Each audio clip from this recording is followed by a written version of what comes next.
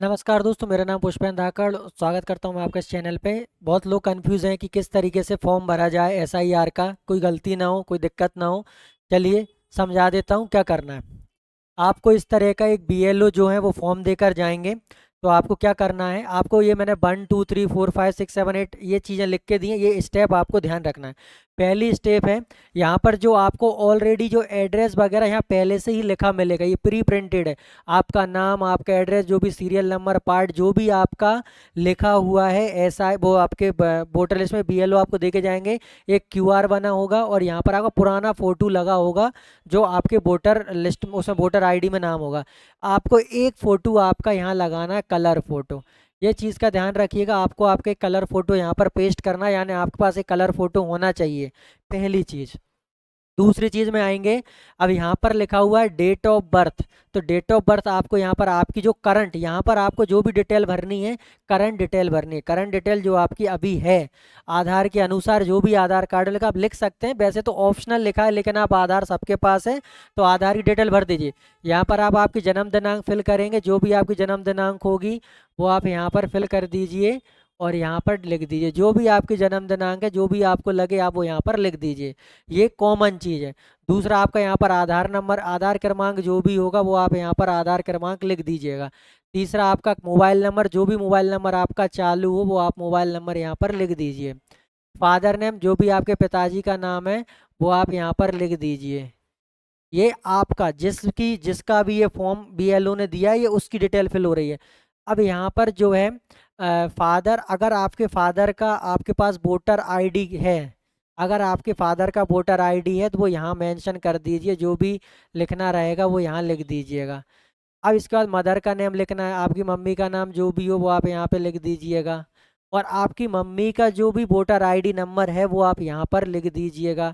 अगर नहीं है तो नहीं लिखना है, कोई दिक्कत नहीं है। जैसे मान लीजिए कोई 70 साल का व्यक्ति, उसके माता पिता का वोटर आईडी नहीं है, अब तो लिखने की जरूरत नहीं है। अगर है तो इफ़ अवेलेबल का मतलब होता है कि अगर हो तो।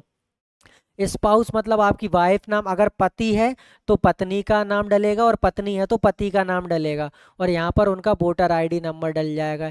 अगर पति है तो पत्नी का नाम, पत्नी तो पति का नाम। ये आपको समझ में आ गया होगा।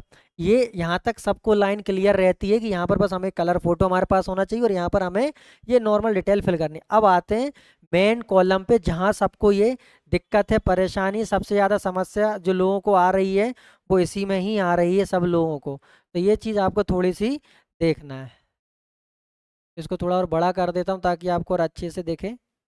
ठीक है, अब आपके पास ये आते हैं, सिंपल है कि यहाँ पर जो 2003, जो आपका 2003 की वोटर लिस्ट में नाम वाली यहाँ से प्रक्रिया चालू है, तो ये समझ लीजिए इसमें कोई ज़्यादा इशू वाली बात नहीं है।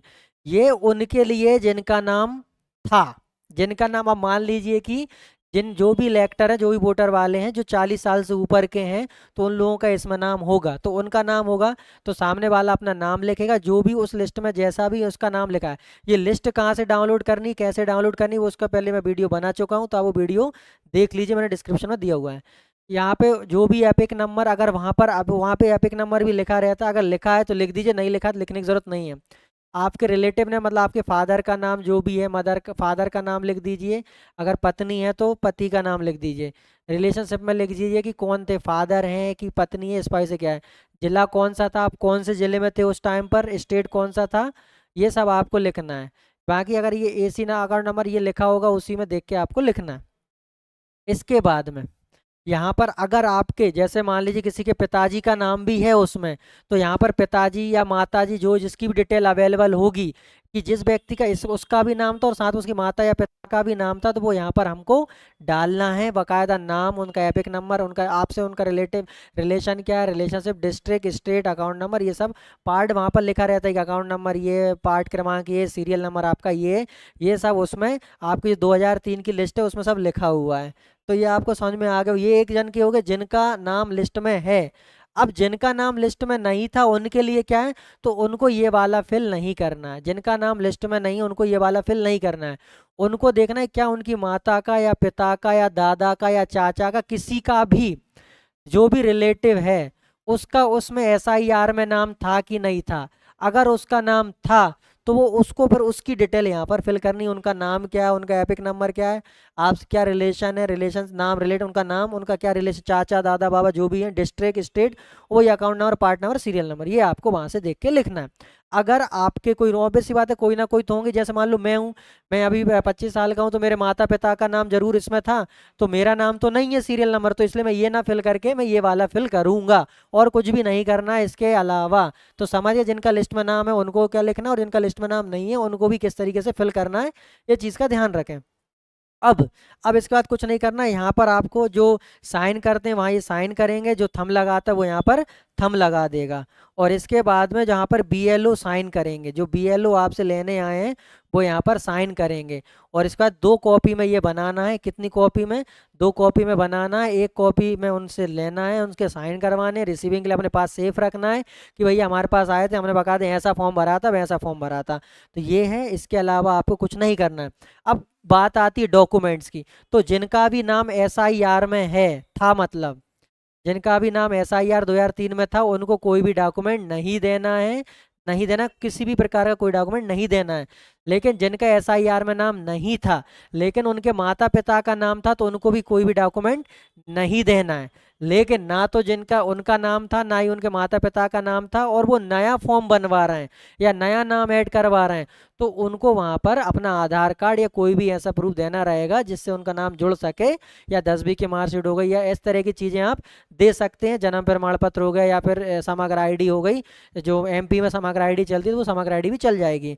और या अपने माता पिता का एपिक नंबर ये सब भर के आप दोगे। ये नया फॉर्म भरने वालों के लिए, ये वाले फॉर्म उनके लिए नहीं है, क्योंकि इसमें तो वो रहेगा ही नहीं ऐसा।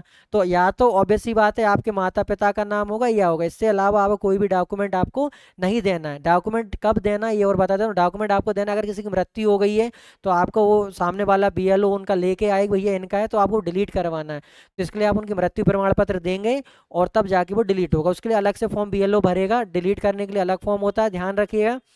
और नाम जोड़ने के लिए फॉर्म 6 जो होता है वो नाम जोड़ने के लिए होता है, फॉर्म 7 नाम डिलीट करने के लिए होता है, फॉर्म 8 जो है आपका नाम में करेक्शन वगैरह के लिए होता है। तो आप करेक्शन भी करवा सकते हैं, आप नाम ऐड भी करवा सकते हो, नाम डिलीट भी करवा सकते हैं।